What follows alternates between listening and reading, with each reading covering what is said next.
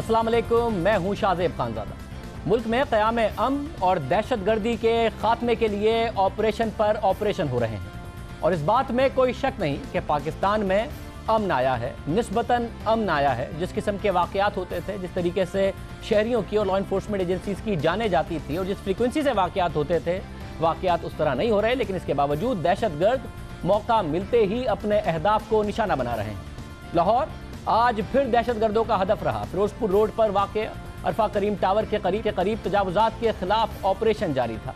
Police हुक्काम के मुताबिक एहलकार सब्जी मंडी में ऑपरेशन के लिए कायम कैंप में तैनात थे। इसी दौरान दोपहर 3:55 पर इलाका धमाके से गूंज उठा। DIG ऑपरेशंस हैदर अशरफ का कहना है कि इब्तिदाई तहकीकात के मुताबिक खुदकश हमला आवर मोटरसाइकिल पर सवार था जिसने पुलिस एहलकारों को टारगेट किया।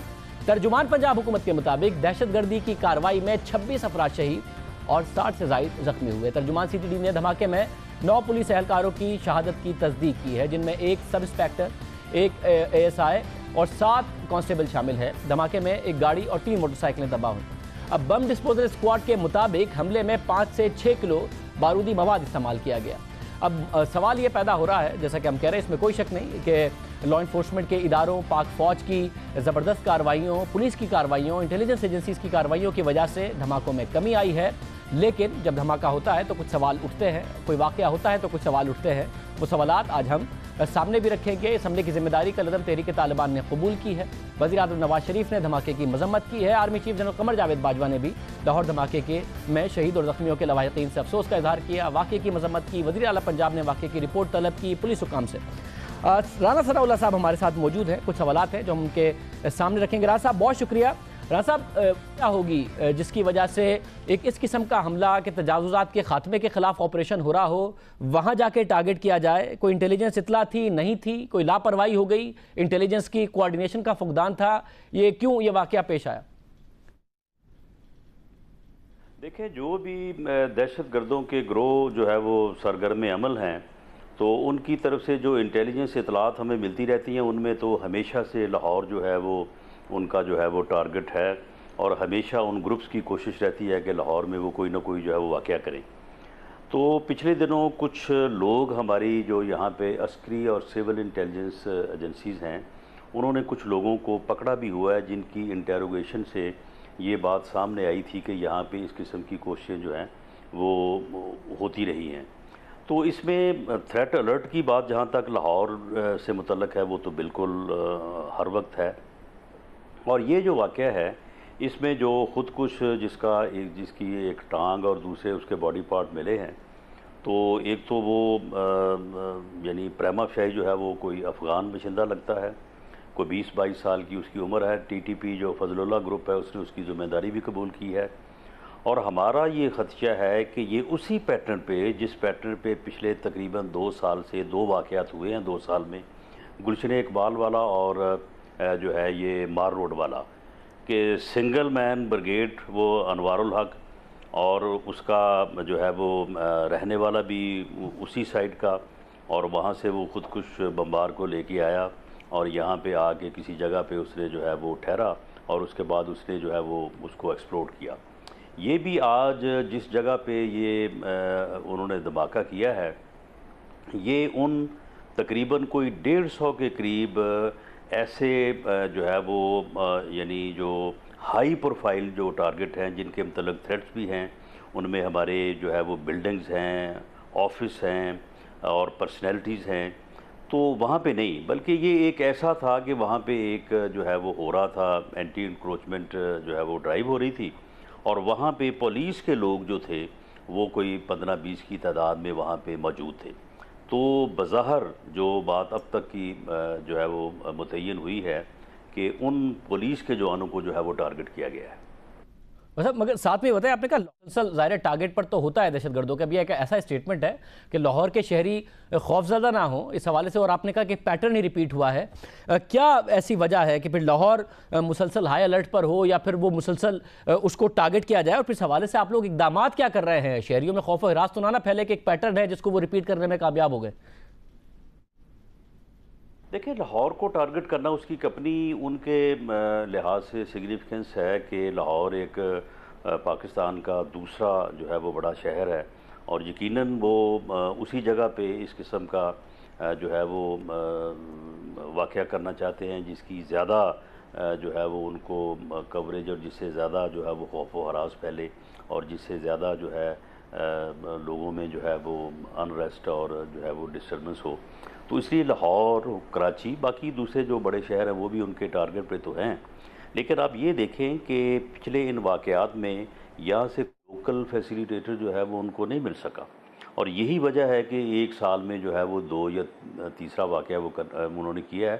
ورنہ یہیں پہ آج سے کچھ 4 سال پہلے آپ چلے جائیں 9، 10 یا 10، 11 میں، تو یہاں پہ تو ہر 15 دن بعد اور ہر ہفتے جو ہے وہ کسی نہ کسی جگہ پہ کوئی نہ کوئی جو واقعہ ہوتا تھا. تو یہ ہماری جو لا انفورسنگ ایجنسیز ہیں اور ہماری جو انٹیلیجنس ایجنسی ہیں along with رینجرز اور دوسری عسکری ایجنسیز کے، تو یہاں پہ دہشت گردوں کے خلاف جو ہے وہ بڑا بھرپور کام ہوا ہے، اور خاص طور پہ نیشنل ایکشن پلان کے اوپر بھی جو ہے وہ بڑا مؤثر کام ہوا ہے. یہی وجہ ہے کہ یہاں پہ ان جگہوں سے جہاں سے پہلے ان کو فیسیلیٹیٹرز اویلیبل ہوتے تھے، مدارس کا بھی ذکر آتا تھا اور دوسرے اس قسم کے جو یہاں پہ گروپس ہیں ان سے جو ہے وہ ان کو کوئی مدد ملتی تھی. لیکن اب کوئی ایسی چیز جو ہے وہ یہاں پہ نہیں ہے، اور ان واقعات میں ایسا ہی ہوا ہے کہ وہیں کا ہینڈلر اور وہیں کا جو ہے وہ خودکش بمبار اور 2 یا 3 لوگوں کا جو ہے وہ گروپ، اور اس طرح سے جو ہے وہ یہ اسٹریٹجی ہے ان کی، جس طرح سے انہوں نے یہ پہلے 2 جو ہے وہ واقعات کیے ہیں. لیکن انہی دنوں میں ہم نے لوگوں کو اریسٹ بھی کیا ہے، اور جن کی انویسٹیگیشن کے بعد انہوں نے مانا ہے کہ ہم اسی کام کے لیے یہاں پہ بھیجے گئے تھے، اور یہ خودکش جو ہے وہ یہ آدمی تھا، ہینڈلر میں تھا. تو یہ لوگ پکڑے بھی گئے ہیں، ہماری ایجنسیز کے پاس لوگ ہیں، ان کی انٹیروگیشن سے پھر کچھ اور لوگوں کو بھی جو ہے وہ پکڑا گیا ہے. رانا صاحب، ایک دفعہ پھر یہ بات ہے کہ ظاہر ہے یہ واقعہ ہوا ہے، نہیں ہونا چاہیے، مگر اس بات میں کوئی شک نہیں ہے کہ اس ایک واقعے کی وجہ سے ڈیمورلائز نہیں کیا جا سکتا. پاکستان کی فوج بہت زبردست آپریشن کر رہی ہے، پاک فوج کے جوان کر رہے ہیں، پاکستان کے انٹیلیجنس ادارے اچھے آپریشنز کر رہے ہیں، آپ کہہ رہے ہیں گرفتاریاں ہو رہی ہیں، پاکستان کی پولیس بہت زبردست کام کر رہی ہے. مگر اس کے باوجود سوالات یہ ضرور اٹھتے ہیں کہ یہ کام کر رہے ہیں تو ان سب کے درمیان کوارڈینیشن بھی ہے، ایجنسیز کے درمیان آپس کی کوارڈینیشن، چاہے وہ سویلین اور عسکری ہوں، پھر ایجنسیز کے بعد لا انفورسمنٹ کے ساتھ ان کی کوارڈینیشن، لا انفورسمنٹ میں جو اگر ایک آپریشن میں رینجرز اور پولیس ہیں ان کی آپس میں کوارڈینیشن. تو اس کوارڈینیشن کے تحت ہی ہو رہا ہے، کہیں اس کے فیلئر کی وجہ سے تو ایک ایسا واقعہ نہیں ہوا کہ جو نہیں ہونا چاہیے. ماضی میں بھی یہ بات بہت زیادہ ہوتی رہی. نہیں، اس میں ایسا بالکل نہیں ہے. ہمارے یعنی جو ہماری عسکری انٹیلیجنس ایجنسیز ہیں اور جو سول انٹیلیجنس ایجنسی ہیں، اور خاص طور پہ جو CTD ہے، ان کی جو ہے وہ جو یعنی جوائنٹ ایفرٹس ہیں وہ بہت زیادہ ہیں، بہت زیادہ. اور انہیں مشترکہ جو ہے وہ کامنگ آپریشنز کیے ہیں، ٹارگیٹڈ آپریشنز کیے ہیں، اور ان میں جو ہے وہ مکمل ہم آہنگی ہے، اور ایک دوسرے کو انٹیلیجنس شیئرنگ بھی کرتے ہیں، اور ایک دوسرے کی جو ہے وہ اس حصے میں مدد بھی کرتے ہیں. اور یہ میں نے جس طرح سے عرض کیا ہے کہ پچھلے دنوں میں جو لوگ گرفتار کیے ہیں ان کو بھی ان کی انٹیروگیشن کو بھی ایک دوسرے کے ساتھ جو ہے وہ شیئر کیا گیا ہے. اور دوسرا جو رینجرز کا معاملہ ہے، رینجرز کا بھی اور ہماری جو لا انفورسنگ ایجنسی دوسری ہیں، پولیس ہے، ان کا بھی آپس میں جو ہے وہ بڑی جو ہے وہ مؤثر کوارڈینیشن ہے. اور تقریباً ان کا جو آپریشن لیول ہے اس کی ہفتے میں جو ہے وہ 2 میٹنگز بھی ہوتی ہیں. تو یہاں پہ جو ہے یہ معاملہ پوری طرح سے جو ہے وہ بالکل ایک لائن اینڈ لینتھ کے ساتھ جو ہے وہ اس کو جو ہے وہ آگے بڑھایا جا رہا ہے. بہت شکریہ. رانا ثناء اللہ صاحب ہمارے ساتھ موجود تھے. آج کا افسوسناک واقعہ، اور اس کے بعد کہہ رہے تھے کہ تھریٹ ضرور ہے، ہائی الرٹ بھی ضرور ہے، مگر اس کے باوجود مکمل کوارڈینیشن کے ساتھ پاکستان کے ادارے کام کر رہے ہیں. پروگرام میں ایک بریک شامل کرتے ہیں. پاکستان تحریک انصاف کی طرف سے اب سے کچھ دیر پہلے دعویٰ آیا ہے کہ پہلے صرف معاہدے کی بات ہو رہی تھی، اب چاہے کیری پیکر کی طرف سے معاہدہ ہو اور اس کے بعد بینکنگ ٹریل ہو، وہ مل گیا. ساتھ میں عمران خان صاحب کا جو کاؤنٹی کے ساتھ معاملہ تھا، جو پیسے ملے، اس کی بھی بینکنگ ٹرانزیکشن کے ثبوت مل گئے ہیں. اور دعویٰ آ رہا ہے اب سے کچھ دیر پہلے کہ عمران خان کا منی ٹریل مکمل ہو گیا ہے. کیا معاملہ ہے، اس پر بات کریں گے اس کے بعد.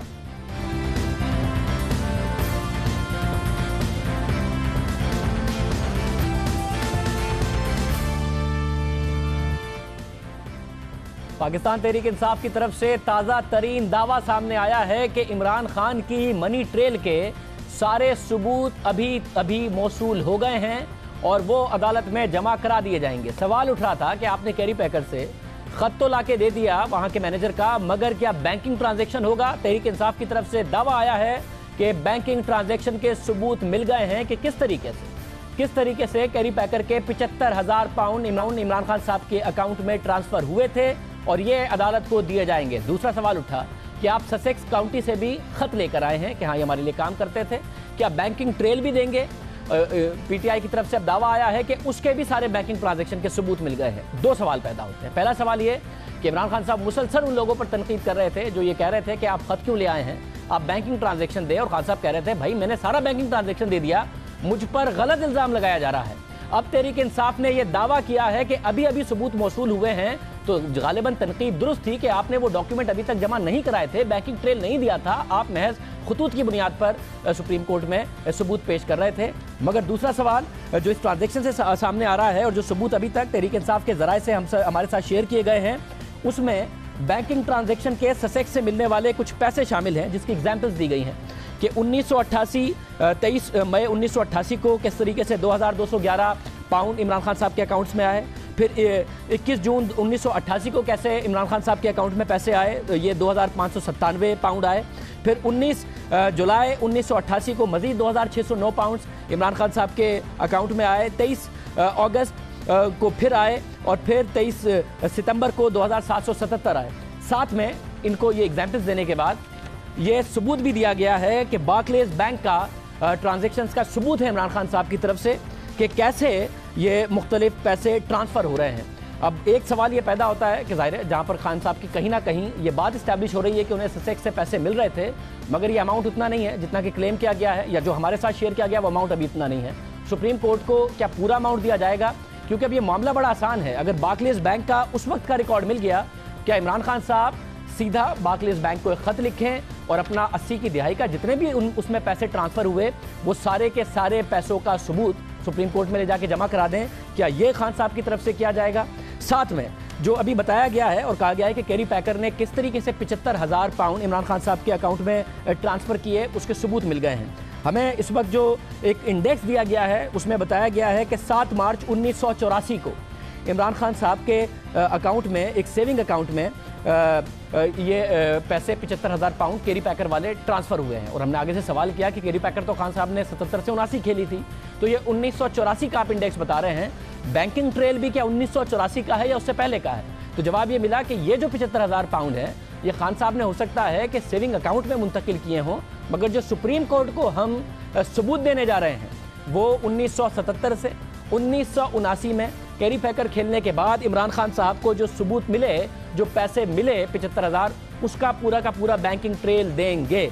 अब तक चंद बैंकिंग ट्रांजैक्शंस के सबूत ज़रूर शेयर किए गए हैं, मगर तहरीक इंसाफ का दावा है कि वो पूरा का पूरा बैंकिंग ट्रांजैक्शन दिया जाएगा, जिसमें वो सवाल अपनी जगह पर रह जाता है कि फिर आप उन पर तनकीद क्यों कर रहे थे? जो लोग आपसे ये सवाल कर रहे थे कि बैंकिंग ट्रेल दें और उनके किरदार पर क्यों सवाल उठाए जा रहे थे कि ये सवाल पूछ रहे हैं, मैं तो सब चीज़ें दे चुका हूँ, क्योंकि तहरीक इंसाफ ने भी ये दावा किया है कि अभी अभी हुए हैं। मगर शरीफ ख़ानदान के लिए जाहिर है अगर ये सबूत जैसा कि तहरीक इंसाफ की तरफ से दावा किया जा रहा है दे दिए जाते हैं तो सवाल पैदा होगा कि फिर आप 80 और 90 की दिहाई के क्यों नहीं सबूत दे सकते जब इमरान खान सारे सबूत लेकर आ गए हैं। नाअहली की तलवार के लिए बात की जा रही थी कि सिर्फ नवाज शरीफ के सर पर नहीं लटक रही, बल मुल्क की तीसरी बड़ी पार्लिमानी जमात के सरबराह इमरान खान भी नाअहली के खदशे से दो चार हैं। ये दावा किया था खुर्शीद शाह साहब ने, बल्कि शाह साहब गारंटी दे रहे थे कि अगर नवाज शरीफ जाएगा तो इमरान खान भी जाएगा। दोनों के केस मुख्तलिफ हैं, ये बात वाज़ेह हो, इस बात में कोई शक नहीं कि दोनों के केस मुख्तलिफ हैं, दोनों के केसेस में मवाजना नहीं किया जा सकता। इस बात में कोई शक नहीं कि इमरान खान साहब पर इल्ज़ाम की नोयत वो नहीं है, इस बात में कोई शक नहीं कि इमरान खान साहब कभी अवामी ओहदे पर नहीं रहे, मगर बात मनी ट्रेल की इसलिए की जा रही थी कि इल्ज़ामात की नोयत एक जैसी थी नहीं, और मगर जो मनी ट्रेल का मामला है, जो एविडेंस का मामला है, जो सबूतों का मामला है, उसकी नोयत एक जैसी बन गई थी। और वो सिर्फ इसलिए कि इमरान खान साहब ने खुद ने वो उसूल तय किए कि इस तरीके से मनी ट्रेल होनी चाहिए, ये नवाज शरीफ दें क्योंकि अगर मुझसे मांगी तो मैं दूंगा, ये खान साहब का अपना दावा था। इसलिए इल्ज़ामात की नोयत एक जैसी नहीं है, मगर सबूतों की नोयत एक जैसी ज़रूर बन गई थी। उसूली तौर पर इमरान खान 70 की दिहाई की जो कैरी पैकर सीरीज़ हो या 80 की दिहाई में ससेक्स के लिए काउंटी खेलना हो, दोनों ही में अपना मुकम्मल ट्रेल देने के कानूनी तौर पर पाबंद नहीं है, बैंकिंग ट्रेल देने के पाबंद नहीं है। जो कानून पाकिस्तान में वज़ा हैं उसके तहत नहीं है, या दुनिया में कहीं और वज़ा हैं उसके तहत भी नहीं है, मगर खान साहब के अपने बनाए हुए मयार और उनके दावे के तहत ये सारे सबूत उन्होंने देने का दावा किया था। तो इसलिए सवाल उठ रहा था, दोनों तरफ से मुकम्मल मनी ट्रेल पेश नहीं किया गया, दोनों तरफ से बरसों पुराना रिकॉर्ड पेश नहीं किया गया, क्या बरसों पुराना रिकॉर्ड पेश ना करना जुर्म है? قانون کے مطابق جرم نہیں ہے. عمران خان صاحب بالکل یہ جرم نہیں کر رہے تھے، مگر عمران خان صاحب کے اصولوں کے مطابق جرم جو انہوں نے خود بنایا.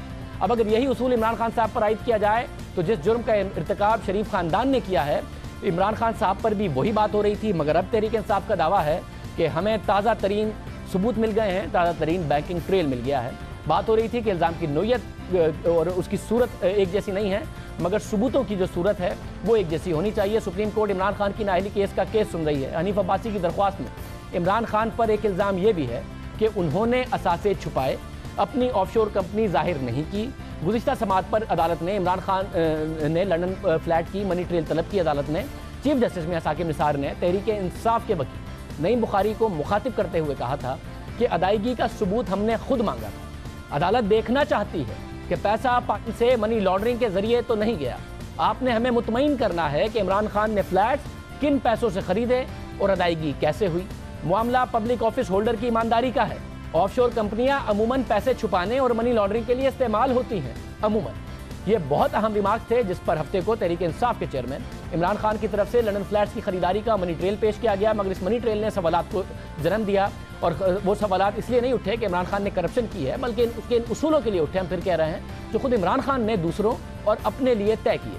عمران خان کی طرف سے 1,17,000 پاؤنڈ کی فلیٹ کی منی ٹریل کے لیے 2 خطوط اور ایک ای میل پیش کی گئی. عمران خان کی منی ٹریل پر کچھ اعتراضات نون لیگ کی طرف سے اٹھائے گئے. اس حوالے سے ہم نے بھی تحقیقات کی. کچھ اعتراضات میں وزن نہیں جو نون لیگ کی طرف سے اٹھائے گئے، پریس کانفرنس کی گئی، ان میں وزن نظر نہیں آتا. لیکن کچھ اعتراضات بہرحال اہم تھے. نون لیگ نے الزام لگایا کہ عمران خان نے کہا کہ انہوں نے منی لانڈرنگ نہیں کی، وہ خود کفیل تھے. تو پھر انہوں نے فلیٹ مارگیج پر کیوں کیا؟ مارگیج کر کے بھی رقم تو خود ہی ادا کی جاتی ہے، اس لیے ظاہر ہے اس الزام میں دم نظر نہیں آتا کہ بھئی اگر آپ خود کفیل تھے، مارگیج کرایا، مارگیج کر کے بھی برطانیہ میں اور دوسرے مغربی ممالک میں یہ اصول ہے اور عام طور پر لوگ کرتے ہیں. بہت پیسہ ہوتا ہے ان کے پاس مگر سستی مارگیج ملتی ہے، اس کے باوجود مارگیج کراتے ہیں. تو یہ دلیل کہ آپ کے پاس پیسے ہیں تو آپ مارگیج کیوں کرائیں گے، وہ شاید پاکستان میں تو اپلائی ہوتی ہو کہ آپ قرض کیوں لیں گے اگر آپ کے پاس پیسہ ہے، برطانیہ میں نہیں اپلائی ہوتی. عمران خان نے سپریم کورٹ کے سامنے موقف اختیار کیا کہ انہوں نے 1971 سے 1988 تک کاؤنٹی کرکٹ کھیلی اور اس کی آمدنی سے فلیٹ خریدا. انہیں کیری پیکر کرکٹ کے $75,000 جبکہ نیو ساؤتھ ویلز آسٹریلیا کی طرف سے کھیلنے کے لیے $50,000 ملے. عمران خان نے اپنے جواب میں لکھا کہ کاؤنٹی کرکٹ اپنا 20 سال سے پرانا ریکارڈ نہیں رکھتی، اس لیے کاؤنٹی کرکٹ اور کھیلنے اور آمدنی کا ریکارڈ موجود نہیں. جواب میں اس بات کا بھی اعتراف کیا گیا کہ عمران خان اپنی ملازمت کے شیڈول کا ریکارڈ بھی نہیں رکھتے، مگر یہ واضح رہے کہ انہوں نے کسی قسم کی کوئی منی لانڈرنگ نہیں کی. عمران خان نے اعتراف کیا کہ ان کے پاس اپنی ملازمت کا شیڈول کا ریکارڈ بھی نہیں، مگر انہوں نے اپنی آمدنی کی وضاحت کے لیے کرکٹر مشتاق احمد کے معاہدے کی کاپی اپنے جواب میں شامل کی اور لکھا کہ اس سے اندازہ ہوتا ہے کہ کس طرح ان سے کم شہرت رکھنے والا کرکٹر کتنی تنخواہ اور سہولتیں انہیں ملتی تھی. تو ظاہر ہے مجھے زیادہ ملتی ہوں گی. عمران خان نے جو کاؤنٹی کرکٹ کھیلی اس کا ریکارڈ نہ عمران خان کے پاس اس وقت تک نظر آتا تھا، نہ انگلش کلب کے پاس تھا، نہ ہی عمران خان نے ان ادائیگیوں کی بینکنگ ٹریل جمع کرائی. اب تحریک انصاف کی طرف سے دعویٰ کیا جا رہا ہے کہ منی ٹریل مکمل کر لی گئی ہے، مگر یہ سپریم کورٹ کے جواب کا حصہ نہیں. اسی طرح عمران خان کے جواب میں ایک اور تضاد بھی سامنے آیا. عمران خان نے عدالت کو بتایا کہ انہوں نے لندن فلیٹس 1983 میں نہیں 1984 میں مارگیج کیا. اس سے پہلے خان صاحب خود بار بار کہتے رہے کہ انہوں نے فلیٹ 1983 میں خریدا. اس حوالے سے ٹویٹ بھی کی، مگر اب واضح کیا ہے کہ انہوں نے فلیٹ 1984 میں مارگیج کیا اور اس کی ادائیگیاں 1989 میں مکمل کی. اس دعوے کی حمایت میں عمران خان نے چند خطوط کی مدد لی. آسٹریلین کمپنی سوان سپورٹس پرائیویٹ لمیٹڈ کا 4 جولائی 2017 کا لکھا گیا خط بھی اپنے جواب کا حصہ بنایا، جس میں لکھا ہے کہ عمران خان نے مارچ 1977 میں ورلڈ سیریز کھیلنے کا معاہدہ کیا. 3 سال کا معاہدہ کیا، سالانہ $25,000 ادائیگی کی گئی، یعنی 3 سال میں $75,000 ادائیگی کی گئی. کمپنی کے ڈائریکٹر نے اپنے خط میں پیشکش کی کہ اگر کوئی مزید تفصیلات چاہیے ہوں تو ان سے رابطہ کیا جا سکتا ہے. تو سوال یہ اٹھ رہا ہے کہ کیا یہ خط کافی تھا یہ ثابت کرنے کے لیے کہ عمران خان کی ذرائع آمدنی کیا ہے؟ عمران خان کی جانب سے پیش کیے گئے خط سے ایک اور تنازع بھی جڑ رہا ہے. خط میں سوان سپورٹس کا رجسٹریشن نمبر بھی دیا گیا جو آپ کے سامنے اس وقت اسکرین پر ہے 00233ABN550825. اب اگر آسٹریلیا کی سیکیورٹیز اینڈ ایکسچینج کمیشن کی ویب سائٹ پر جا کر تصدیق کی جائے تو پتہ چلتا ہے کہ یہ کمپنی تو 1984 میں رجسٹرڈ ہوئی، یعنی جس کمپنی سے عمران خان نے 1977 میں معاہدہ کیا وہ ان کی اپنی سیکیورٹیز اینڈ ایکسچینج کی ویب سائٹ آسٹریلیا کے مطابق رجسٹر ہی 1984 میں ہوئی. تو یہ ممکن ہے کہ ورلڈ سیریز کے جس ڈائریکٹر نے 1977 میں عمران خان سے معاہدہ کیا ہو اس نے 1984 میں سوان سپورٹس کمپنی قائم کر دی ہو، مگر اس کی وضاحت تحریک انصاف کی طرف سے نہیں آئی. کم از کم ہم نے جب تحقیق کی تو یہ نظر آتا ہے کہ وہ شخصیت جس نے بعد میں یہ کمپنی بنائی ہے 1977 میں وہ کیری پیکر کے ساتھ منسلک ہو اور انہوں نے उस वक्त ये मुआहिदा किया हो।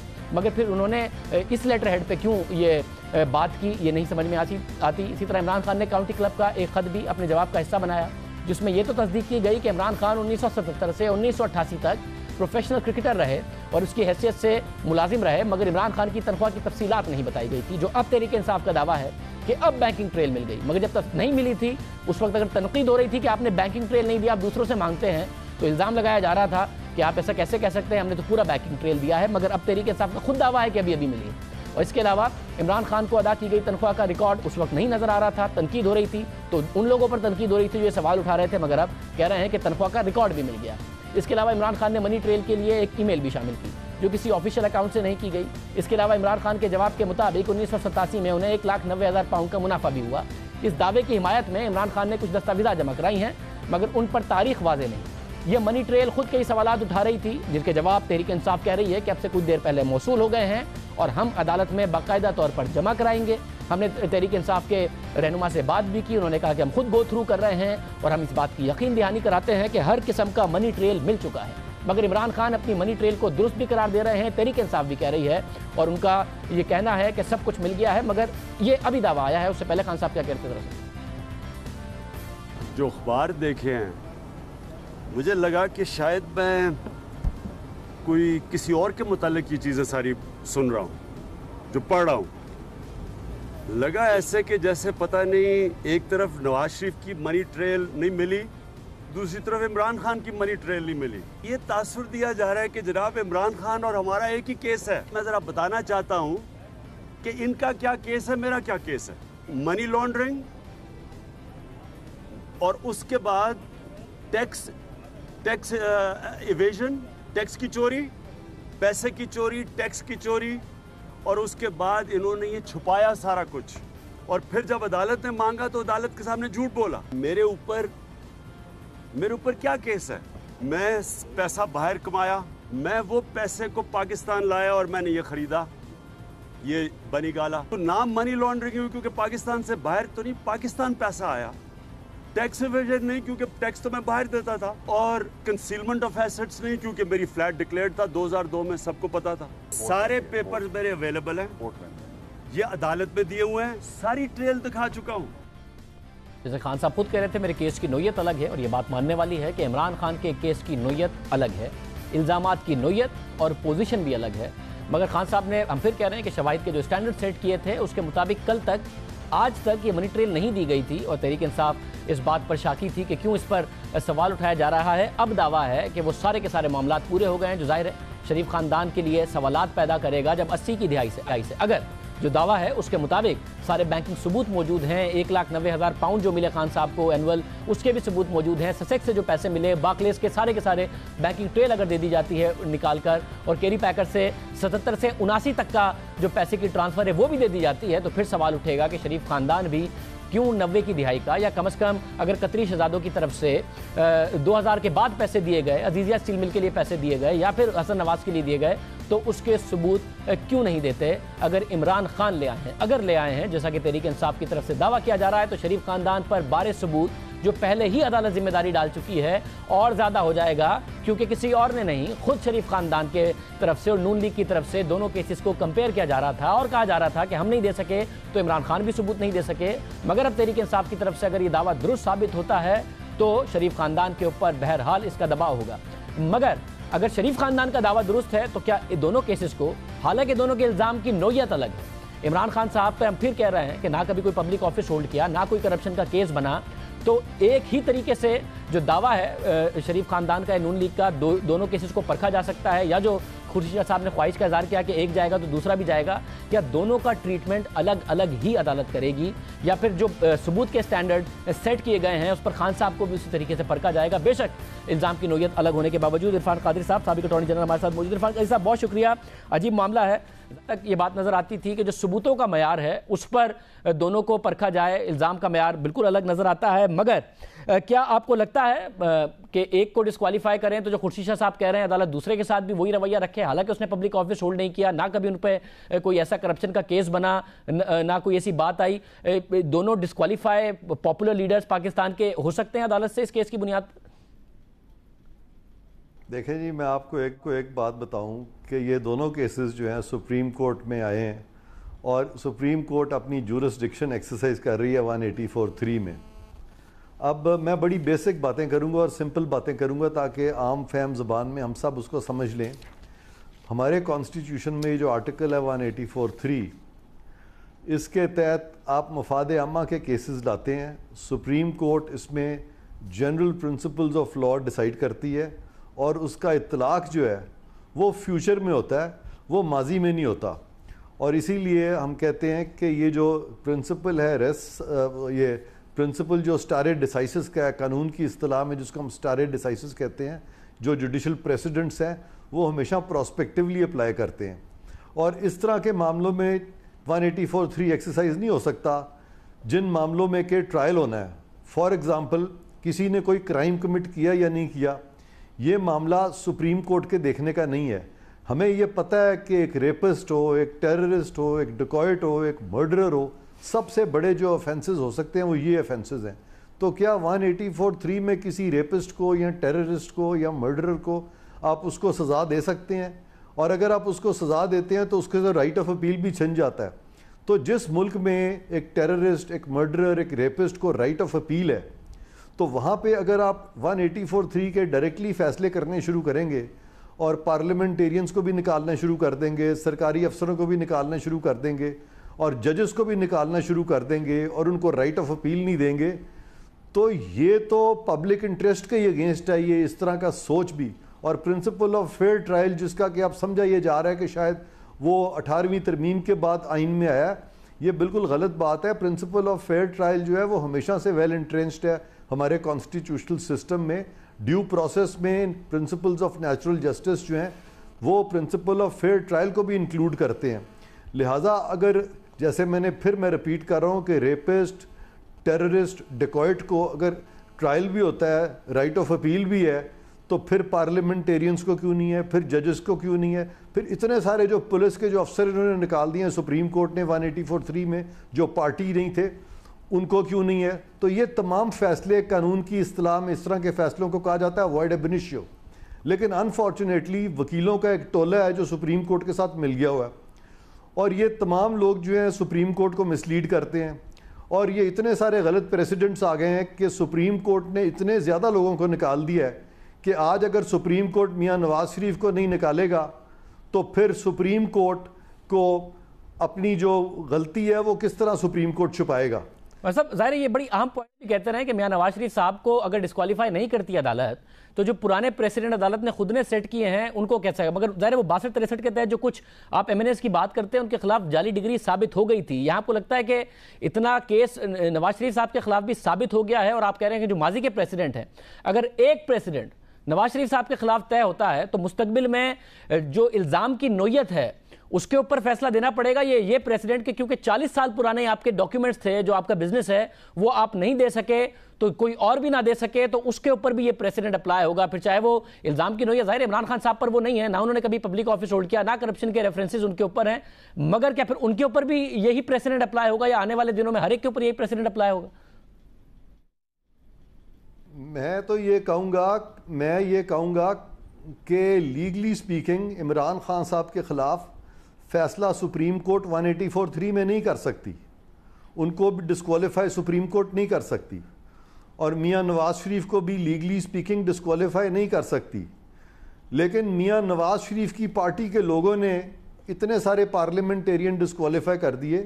صرف خواجہ سعد رفیق نے اس بات کو مانا ہے اور انہوں نے کہا کہ وہ بھی غلط ہوا تھا. اور میں سمجھتا ہوں خواجہ سعد رفیق کا بہت بڑا دل ہے کہ انہوں نے ایک سچ بات کی ہے، سچ کا ساتھ دیا ہے.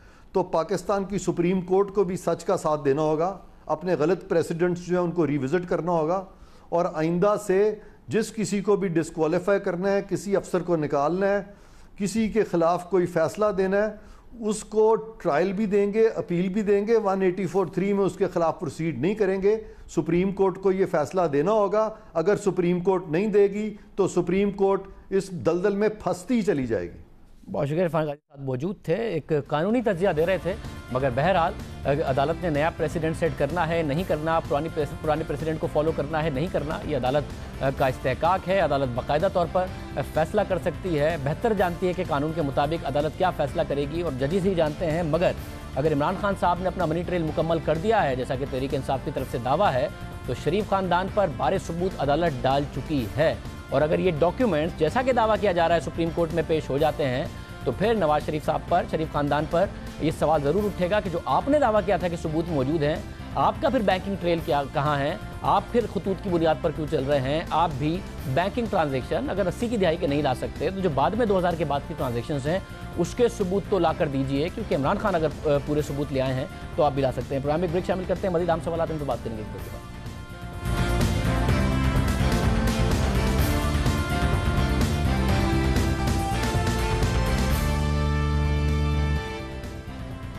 जहाँ पाकिस्तान की सियासी क़यादत, हुकूमत सियासी मामलात में उलझी नज़र आती है, डिस्क्वालिफिकेशन के मामलात में उलझी नज़र आती है, वहाँ इंतहाई सख्त पैगाम आ रहा है। अमेरिका की पाकिस्तान के हवाले से पॉलिसी वाज़े नहीं है, लेकिन अब तक जो इशारे मिल रहे हैं उनसे लगता तो यही है कि अमेरिका में मौजूद ट्रंप इंतज़ामिया पाकिस्तान के हवाले से सख्त रवैया इख्तियार कर रही है। ट्रंप इंतज़ामिया की नई अफगान पॉलिसी पर अमेरिका के पाकिस्तान से दहशतगर्दी के खिलाफ कार्रवाई के मुतालबात जोर पकड़ते जा रहे हैं। अमेरिका हक्कानी नेटवर्क के हवाले से पाकिस्तान के रवैये पर मुसलसल नाराज़गी का इजहार कर रहा है और इसी सिलसिले में एक नई पेशरफ्त हुई है। इस वक्त सामने आई है 3 दिन पहले 21 जुलाई को अमरीकी मैगजीन फॉरेन पॉलिसी में पाकिस्तान के हवाले से खबर शाया हुई, जिसके मुताबिक अमरीकी महकमा दिफा पेंटागन ने पाकिस्तान को दहशतगर्दी के खिलाफ मिलने वाली इमदाद $300 मिलियन को रोकने का फैसला किया है, जिसकी वजह यह बताई गई है कि पाकिस्तान हक्कानी नेटवर्क के खिलाफ कार्रवाई करने में नाकाम नजर आ रहा है।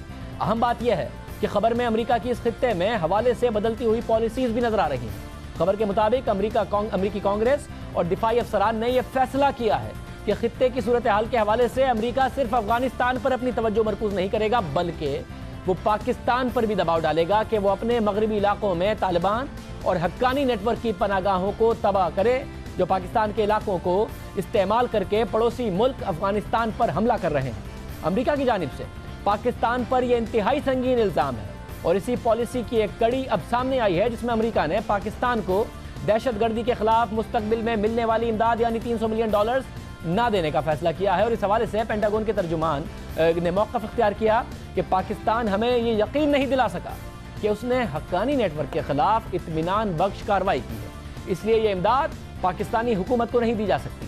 अब सवाल यह है कि पाकिस्तान अमरीकी पाबंदियों के हवाले से क्या हिकमत अमली तैयार करेगा, क्योंकि यह मामला इंतहाई अहम है। पाकिस्तान को दहशतगर्दों के खिलाफ कार्रवाई में अमेरिका की माली इमदाद की हमेशा ज़रूरत रही और इस वक्त जब पाकिस्तान मुल्क भर में दहशतगर्दों के खिलाफ कार्रवाई में मसरूफ़ है, पाक फौज मुसलसल कार्रवाइयाँ कर रही है, इसी दौरान अमेरिका की जानिब से एक ऐसा कदम जिसमें सारी जिम्मेदारी पाकिस्तान पर डाल दी जाए इंतहाई नुकसानदेह साबित हो सकता है।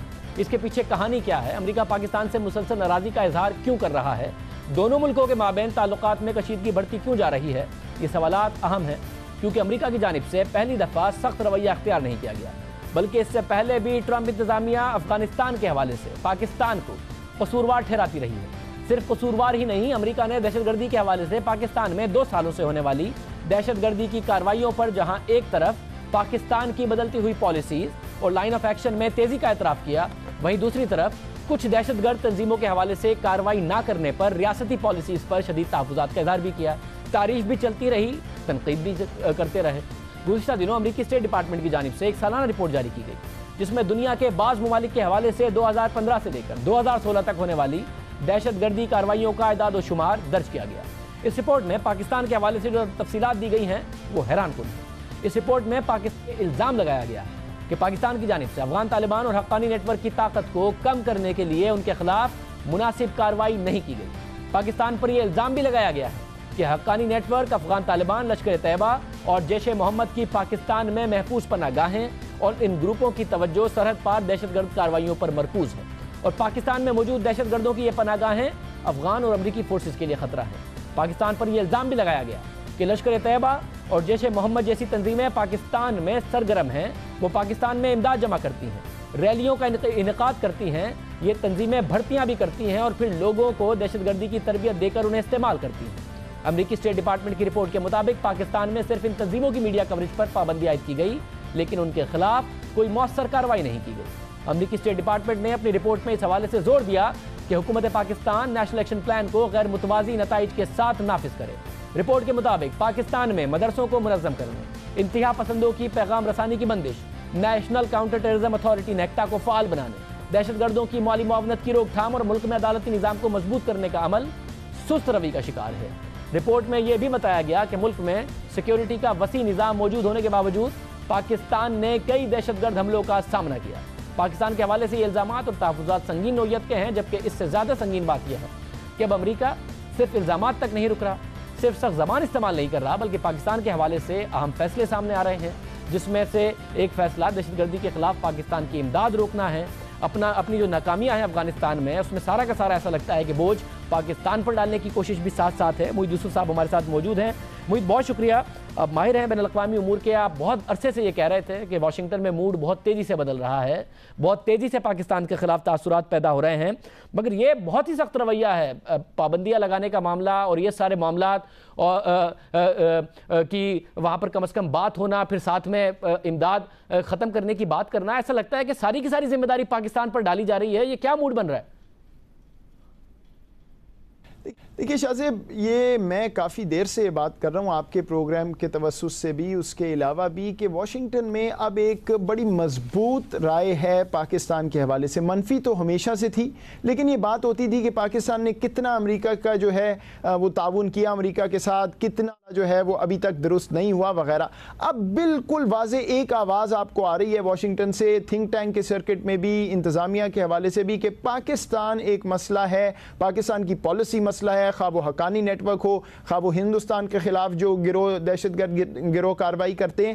اور یہ مجھے لگتا ہے اب ایک تسلسل آپ کو نظر آئے گا اس پالیسی میں، یہ ایک نئی ڈائریکشن ہے، پبلک پریشر بھی ہے، اور ایک یقین کی صورت اختیار کر چکا ہے یہ نیریٹو واشنگٹن میں جس سے بات کرتا ہوں کسی سطح پر یہ پاکستان کے حوالے سے اب یہی بات ہو رہی ہے، اور یہ مجھے لگتا ہے اب آپ کو اور نظر آئے گی، کیونکہ پاکستان کی جو پالیسی میں تبدیلی ہے امریکہ میں، وہ اتنی آسان نہیں ہے۔ جو بھی آپشنز امریکہ کے پاس ہیں وہ ہمیں بھی معلوم ہے، اس میں بہت سے مسائل ہیں، اس میں بہت سے خطرات ہیں، لیکن اب نیریٹو کی تبدیلی، پھر یہ امداد کو روکنے والی جو بات ہے، یہ اب تیار رہنا چاہیے پاکستان کو، یہ معاملہ اس طرف جا رہا ہے۔ مگر ایسے میں پاکستان کی طرف سے کارروائیاں ہوئی ہیں، جب ان کے فوجی آتے ہیں، جو سربراہ آتے ہیں، وہ پاکستان کے آرمی چیف سے ملاقات ہو یا پاکستان کی سویلین قیادت سے، تو بڑی تعریف ہوتی ہے۔ ابھی ان کے جو کمانڈر ہیں افغانستان میں، جنرل نکلسن، ان کی ملاقات ہوئی ہے پاکستان کے آرمی چیف میں، اس سے بھی علاقائی سلامتی، سرحدی امور پر تبادلہ خیال ہوا، استحکام کے لیے مسلسل رابطوں پر بھی اتفاق ہوا۔ اس کے علاوہ جنرل قمر جاوید باجوہ صاحب نے امریکی فوج کے کمانڈر جنرل نکلسن پر یہ بھی واضح کیا کہ پاکستان کے خلاف افغانستان اور امریکہ کے بعض عناصر کی طرف سے الزام تراشیوں پر تحفظات ہیں۔ یہ الزام تراشیاں محض اتفاق نہیں بلکہ ایک ایسے وقت میں ہو رہی ہیں۔ تو یہ کیا معاملہ ہے کہ جب یہاں آتے ہیں پاکستان کے کردار کی بھی تعریف کرتے ہیں، ہمارے تحفظات بھی سنتے ہیں، مگر بعد میں جو پالیسی ریفلیکشن ہے وہ بڑی سخت نظر آ رہی ہے۔ پاکستان کیا کرے ایسے معاملے میں؟ دیکھیے شاہ زیب، میں ایک اور بھی تنقید کرتا رہا ہوں، اور وہ یہ ہے کہ دونوں ممالک نے ایک دوسرے کو یہ بات باور کرانے کی کوشش کی ہے کہ جی ہمارے مفادات بالکل ایک ہیں، بس انڈرسٹینڈنگ ہے، تھوڑی آپ ٹھیک کر لیں، تھوڑی ہم ٹھیک کر لیں، معاملہ آگے چلے گا۔ ایسا نہیں ہے۔ افغانستان میں ایک بالکل واضح طور پہ ڈائیورجنس ہے انٹرسٹ کی۔ امریکہ کی پالیسی پاکستان، صحیح یا غلط، پاکستان یہ سمجھتا ہے کہ اس کی وجہ سے اس خطے میں اور مسائل بڑے ہیں، ہندوستان کا پلڑا بھاری ہوا ہے وغیرہ وغیرہ۔ امریکہ کا موقف یہ ہے کہ اگر یہ پاکستان میں حقانی نیٹ ورک اور طالبان کی کارروائیاں بالکل بند ہو جائیں تو افغانستان کے معاملات بہت حد تک سلجھ جائیں گے، بہتر ہو جائیں گے۔ تو یہ ایک ڈائیورجنس ہے۔ کھل کے دونوں کو بات کرنی ہوگی کہ کس حد تک پاکستان جائے گا امریکہ سے تعاون کرنے کے لیے، کس حد تک امریکہ جو ہے وہ پاکستان کے مفادات کو جو ہے دیکھ سکتا ہے افغانستان میں۔ اگر یہی بات دونوں کرتے رہے کہ جی نہیں معاملہ ٹھیک ہے، بس تھوڑا سا ادھر تھوڑا سا ادھر، اسی وجہ سے یہ اب یہاں بات پہنچ گئی ہے کہ تعلق ٹوٹنے کی طرف جا رہا ہے۔ تو بالکل کھل کے واضح کریں کہ یہ چیز ہمارے مفاد میں ہے، یہ نہیں ہے، یہ آپ کسی اور سے کروا لیجئے، اتنا ہم کریں گے۔ اور دوسری بات، کابل سے اپنا تعلق جو ہے بہتر کرنے کی ضرورت ہے. افغانستان اور پاکستان میں جتنے مسائل ہوں گے اس کا فائدہ انہی عناصر کو ہوگا جس کو نہ پاکستان چاہتا ہے نہ افغانستان نہ امریکہ. اس لیے یہ دو معاملات پہ بالکل کھل کے بات ہونی چاہیے. کوئی اس میں ڈپلومیسی چھپانے والی بات میرے نزدیک وہ دونوں کا نقصان ہے. اس میں ظاہر ہے اگر پریس ریلیز میں ایک بات نہ ہو تو آپ کا خیال ہے کہ یہ امریکی جرنیل اگر آتے ہیں یہاں یا پھر ان کے کوئی پولیٹیشنز آتے ہیں تو وہ پرائیویٹ میں بھی اپنے تحفظات کے اظہار نہیں کرتے ہوں گے؟ پاکستان کی طرف سے بھی باقاعدہ طور پر نہیں کیا جاتا ہوگا؟ ایسے ہی ان کی جو رپورٹس ہیں بعد میں وہ رپورٹس میں ریفلیکٹ ہو جاتی ہیں ساری باتیں. پرائیویٹ میں ایک دوسرے سے کھل کے بات نہیں کر رہے پاکستان اور افغانستان، پاکستان اور امریکہ بالکل بھی، اور بعد میں رپورٹس میں اور امداد روکنے کی صورت میں ساری باتیں نظر آ رہی ہوتی ہیں. شاہزیب اصل مسئلہ یہ ہے کہ دونوں سائڈز جو ہیں وہ اپنی طرف سے یقین کر چکی ہیں اس بات کا کہ معاملہ دوسری طرف خراب ہے. یہاں یہ بات ہوتی ہے کہ جی یہاں تو کوئی سینکچوری نہیں ہے، آپ کون سی بات کر رہے ہیں، دکھائیں کہاں ہیں. آپ دیکھیے سٹیٹمنٹ ساری یہ ہے. امریکہ میں یہ بات ہے کہ جی اگر پاکستان کا یہ معاملہ ٹھیک ہو جائے پالیسی کا تو افغانستان جو ہے اس میں سلامتی آ جائے گی ایک دم سے. یہ دونوں باتیں غلط ہیں. اس لیے یہ بات نہیں کہ اچھی اچھی باتیں ہوتی ہیں، ایک یقین آ گیا ہے اپنے نیریٹیوز میں دونوں طرف جس کو توڑنا ضروری ہے. میں آپ کو یاد کراؤں گا ایڈمرل مائک ملن جو تھے ان کے جوائنٹ چیف کے امریکہ کے سربراہ، وہ 21 دفعہ غالباً جنرل کیانی سے ملے تھے جب وہ فوج کے سربراہ تھے. 21 ملاقاتیں ہوئیں 2-3 برس کے دور میں. ان 21 ملاقاتوں کے بعد جا کے ملن صاحب نے ایک سٹیٹمنٹ دی کانگریس میں کہ یہ حقانی نیٹ ورک اور ISI تو ایک ہی چیز ہے. تو اگر واقعی کھل کے بات 21 دفعہ 21 ملاقاتوں میں 2-3 سال کے عرصے میں ہوئی تو پھر یہ معاملہ اس طرف کیوں گیا؟ اور یہ اسی لیے گیا کہ جو اصل بنیادی بات ہے وہ دونوں ایک دوسرے کو باور کرانا چاہ رہے ہیں کہ ہم ایک ہی ہیں اپنے مفادات میں. وہ بات درست نہیں ہے. ایک خلا ہے اور اس کو ماننا ضروری ہے. مطلب اگر اسے مان لیا سینیریو میں، اور ظاہر ایک ایسی شخصیت کے طور پر جو آپ کہہ رہے ہیں، اس پروگرام کے پلیٹ فارم سے ہم نے آپ سے جب بھی بات کی کہ موڈ خراب ہو رہا ہے واشنگٹن میں، پاکستان کے لیے موڈ خراب ہو رہا ہے واشنگٹن میں، تو پھر یہ معاملہ جا کس طرف رہا ہے؟ اگر دو طرف اگر پاکستان کے اوپر اپنے ساری ناکامی ڈال رہے ہیں تو یہ معاملہ پھر کس طرف جا رہا ہے؟ پاکستان کے لیے کیا چیلنجز ہونے جا رہے ہیں آگے؟ شاہزیب میں آپ کو بتاؤں مجھے ڈر اس بات کا ہے کہ پالیسی میں تبدیلی امریکہ کی خاطر خواہ نہیں آئے گی. وہ جو بات ہو رہی ہے کہ پاکستان سے تعلق ٹوٹ جائے گا اور شاید یہاں بمباری ہو وغیرہ، وہ نہیں ہوگا. اس میں بہت خطرات ہیں. ہوگا یہ کہ سٹلی یہ امداد کی بات ہوگی، اس طرح کی سٹیٹمنٹس آئیں گی اور ڈپلومیٹکلی پاکستان کو آئسولیٹ کیا جائے گا دنیا کی طرف سے. ظاہر ہے ہندوستان کا فائدہ ہے ان تمام ممالک کا جو یہ چاہتے ہیں. ڈپلومیٹک آئسولیشن پاکستان کے لیے سب سے بڑا مسئلہ ہے، میرے نزدیک جنگ سے بھی بڑا مسئلہ ہے، کیونکہ پہلے ہی آپ کا نیریٹو دنیا میں اتنا نیگیٹو ہے. اگر یہ معاملہ اس طرف گیا، اس کے بعد اقوام متحدہ یہ وہ باتیں ہونا شروع ہوئیں، تو کیوں اپنے آپ کو اس کونے میں گھسانا ہے جہاں پہ آپ کو اور کوئی دوست نظر نہ آئے؟ تو پھر جو نظر آئے اس کی طرف آپ بھاگنا شروع کر دیں. پاکستان نارتھ کوریا نہیں ہے، نہ ہی ہمیں ایسا سوچنا ہے. یہ معاملہ امریکہ کے ساتھ مل بیٹھ کے حل کرنا ہوگا. یہ بات کرنا چھوڑیں کہ یہاں کوئی مسئلہ نہیں ہے، سارا مسئلہ افغانستان میں. امریکہ یہ بات چھوڑے کہ سارا مسئلہ پاکستان میں، اور ایک ایڈلٹ کانورسیشن کر کے فیصلہ کریں کہ کتنی مدد کی جا سکتی ہے ایک دوسرے کی. باقی پھر اپنا اپنا معاملہ کو پاکستان فینس کر رہا ہے بارڈر، ادھر غنی صاحب کو امریکہ پش کرے. ورنہ یہ خطہ جس طرف جا رہا ہے، افغانستان میں اگر مکمل خانہ جنگی ہو گئی اس کا سارا ملبہ پاکستان پہ آئے گا. ہم پہلے 3 دہائی یہ بات بھگت چکے ہیں، کتنی دیر اور ہم نے یہ کرنا ہے؟ تو دونوں کو بات کرنی ہے. اس میں فنگر پوائنٹنگ سے معاملہ آگے نہیں چلے گا، لیکن ڈپلومیٹک آئسولیشن کی طرف یہ بات اگر چلی گئی تو پاکستان کے لیے اس سے زیادہ نقصان کسی چیز میں نہیں ہے. بہت شکریہ مجھے صاحب ہمارے ساتھ. اللہ نہ کرے ایسا ہو. ظاہر ہے دونوں طرف سے کھل کر بات کرنے کی ضرورت ہے. وہ کہہ رہے تھے پروگرام کے آخر میں ذکر ہو جائے، قانون کی طالبہ خدیجہ صدیقی پر قاتلانہ حملہ کیس میں پیش رفت ہوئی ہے. لاہور کی رہائشی خدیجہ پر اس کے کلاس فیلو ملزم شاہ حسین نے خنجر سے 23 وار کر کے اسے قتل کرنے کی کوشش کی، یہ الزام لگا. باہمت خدیجہ انصاف کے لیے ڈٹی رہی، اب تک ڈٹی ہوئی ہے، اپنے حق کے لیے کچہری کے چکر لگا رہی ہے، سخت حالات کا مقابلہ کر رہی ہے، اور اس امید کے ساتھ کہ اس کو انصاف ملے گا. آج لاہور کینٹ کچہری میں خدیجہ کیس کی سماعت ہوئی. عدالت نے ملزم شاہ حسین کی اس درخواست کو خارج کر دیا جو ملزم کی جانب سے اقدام قتل ختم کرنے کے لیے کی گئی تھی. عدالت نے اسے خارج کیا. ملزم کی جانب سے خدیجہ کے ساتھ لی گئی اپنی تصاویر کو مقدمے کا حصہ بنانے کی درخواست بھی عدالت نے مسترد کر دی. وہ تصاویر جو ملزم کی جانب سے عدالت میں اس لیے جمع کرائی گئی تھے تاکہ ان تصاویر کو بنیاد بناتے ہوئے خدیجہ کی کردار کشی کی جائے، تاکہ خدیجہ انصاف نہ مانگے بلکہ اپنی عزت کی خاطر خاموش ہو جائے، جو کہ عام طور پر پاکستان میں متعدد کیسز میں ہوتا ہے. لیکن عدالت نے ان تصاویر کو مسترد کر دیا اور اسے کیس کا حصہ نہیں بنایا، جس پر ملزم کی جانب سے درخواست بھی دائر کی گئی کہ ان تصاویر کو مقدمے کا حصہ بنایا جائے، لیکن آج عدالت میں وہ درخواست بھی خارج کر دی گئی۔ متاثرہ لڑکی خدیجہ کی جانب سے بھی عدالت میں درخواست دائر کی گئی تھی، جن میں سے ایک سے ملزم کا نام ECL میں شامل کرنے اور دوسرے زخموں کی تصاویر کو شامل کرنے کی درخواست تھی۔ وہ دونوں درخواستیں آج عدالت میں خارج کر دی گئیں۔ خدیجہ پر قاتلانہ حملے کا واقعہ گزشتہ سال 3 مئی کو پیش آیا تھا۔ خدیجہ لڑتی رہی، بہادری سے لڑتی رہی، کردار کشی کی گئی عدالت میں، اس کا سامنا کرتے رہی اور عدالت نے وہ جو کردار کشی کی مہم تھی اس کو ریکارڈ کا حصہ نہیں بنایا۔